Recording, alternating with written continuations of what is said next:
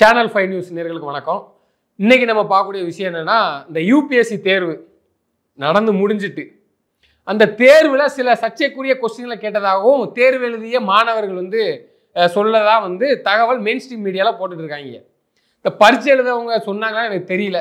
இப்போ வரைக்கும் அவங்க எதுவும் சொல்லல. எந்த மாணவர்களும் வெளியில இந்த மாதிரி கேள்வி கேட்டுட்டாங்கன்னு தூக்கி வச்சு பேசல.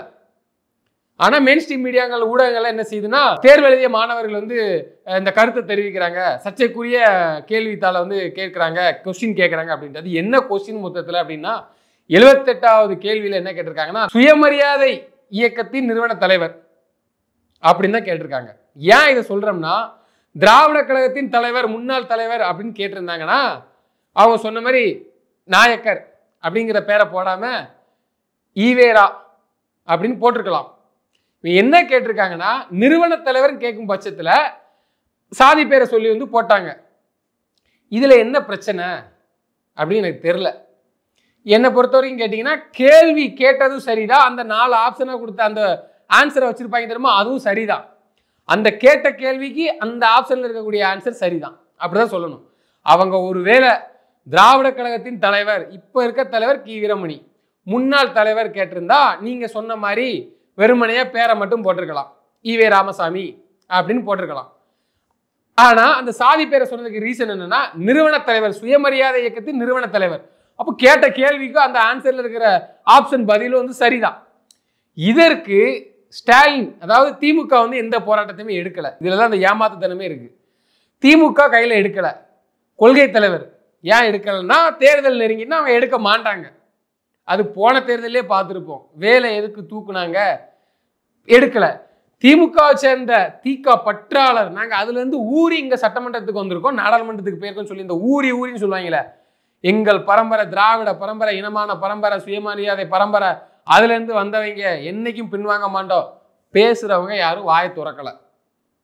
கி வீரமணி தரப்புல இருந்து யாரும் இதை பத்தி கேட்கல. நான் என்ன கேட்கிறேன், இந்த சு வெங்கடேசன் அவர்கள் இருப்பார், ஒருத்தர் மதுரை எம்பி, எதுக்கெடுத்தாலும் பேசக்கூடிய சு வெங்கடேசன் அவர்கள் எதுக்கு கேட்கம்னா, மத்திய அரசு ஒரு தேர்வை கொண்டு வந்துச்சுன்னா, பண்டிகை காலம், அதுவும் தமிழர் திருநாள், தை திருநாள், பொங்கல் அன்னைக்கு வச்சுட்டாங்க, இதை உடனே மாற்றுக்கிறது செய்யணும். யாருக்கு தெரியுதோ இல்லையா, அவர் அதை மட்டும் நோட்ஸ் எடுப்பார். இந்த மத்திய அரசு என்ன பண்ணுது, பாயிண்ட் வச்சு பொடி வச்சு பேசணும், ஹைப் உண்டு பண்ணணும்ல, தான் எம்பின்னு காமிக்கணும்ல. ஆனா வேற எதையுமே செய்ய மாட்டாங்க, இதை மட்டும் பார்ப்பாங்க. தமிழ் இல்லை, அது இல்லை, எப்படி செய்யலாம் அப்படி இப்படின்ட்டு. இதுல இவர் எங்க போனாருன்னு தெரியல. அவ்வளவு அக்கறை இருந்தவங்க நேத்து இது குறித்து யாருமே வாய் திறக்கல. நேத்து நல்லா ரெஸ்ட், ஏன்னா துடிதுடிப்பா இருப்பாங்க. போட்ட டைம்ல இதுக்கு பதில் கொடுக்கறதா சு வெங்கடேசன். மத்த விஷயத்துக்கு பேச மாட்டாரு, மக்கள் விஷயத்துக்கு பேச மாட்டாரு. பேசியதான் எனக்கு தெரியல. இந்த பொடி வச்சு பாயிண்ட் வச்சு பிடிச்சு பேசுறதுல அக்கறையா பேசுவாப்புல. ஆளா முந்திருப்பார், அப்படிதான் சொல்லணும். ஆளா முந்திப்பாரு. அதாவது மதுரை, மரியாதைக்குரிய மதுரை எம்பி சு வெங்கடேசன் அவர்கள். இப்ப அவரையும் காணும், அவரும் பேசல. யார் பேசுறா அப்படின்னா, ராஜீவ்காந்தி அவர்கள். யாரு, நாம் தமிழர் கட்சியிலிருந்து வெளியில போனவர், வெளியில போய் திமுக ஐக்கியமானவர். விஜய் கட்சியிலேருந்து ஒரு பொண்ணு திமுக போயிருக்கும், பார்த்துருப்போம். அது குறித்து நம்ம காணொலியும் போட்டிருந்தோம். அங்க பாத்தீங்கன்னா செந்தில் பாலாஜி அந்த பொண்ணு, ஏன்னா அந்த பொண்ணு கொங்கு மண்டலம், அங்க செந்தில் பாலாஜி தான் ஹெட்டு. ஓகே, சைடுல பாத்தீங்கன்னா மாணவரிலிருந்து ஒரு தலை, அது நம்ம ராஜீவ்காந்தி அவர்கள், திமுகவுடைய தற்போதைய மாணவரின் தலைவர்.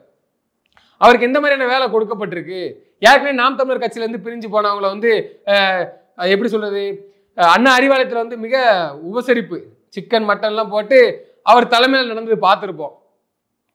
மிக பிரம்மாண்டமா நடத்துனாங்க. அவருக்கு அப்போ வேலை தான் என்ன வேலை, மாணவரணியோட வேலை என்ன வேலை அப்படி ஒரு பெரிய கேள்விக்குறி. அப்போ திமுகவில் மாணவரணி திரு ராஜீவ்காந்தி அவர்களுக்கான வேலை என்ன வேலைன்னா, கட்சியில யார் யார் டவுனா இருக்கிறாங்க, இப்போ இந்த கட்சியிலிருந்து மாறி, அதாவது மனசு மாறி இருப்பாங்க தெரியுமா, அவங்க எல்லாம் கூட்டு சேர்த்து விடணும். இதற்கான பணின்ட்டு அந்த விஷயத்தை வச்சு வெட்ட வெளிச்சமா தெரியுது. அண்ணனது பணி சிறக்கட்டும், வாழ்த்துக்கள். ஏன்னா அந்த கொடுக்கப்பட்ட பணியை கரெக்டா செய்யறாங்க. இப்ப இந்த விஷயத்துல மாணவரணி சார்பா போராட்டம் பண்ணிட்டு இருக்காங்க. கொஞ்சம் நியாயமா போராடுங்கன்னு தான் நான் சொல்ல வரேன். நன்றி, வணக்கம்.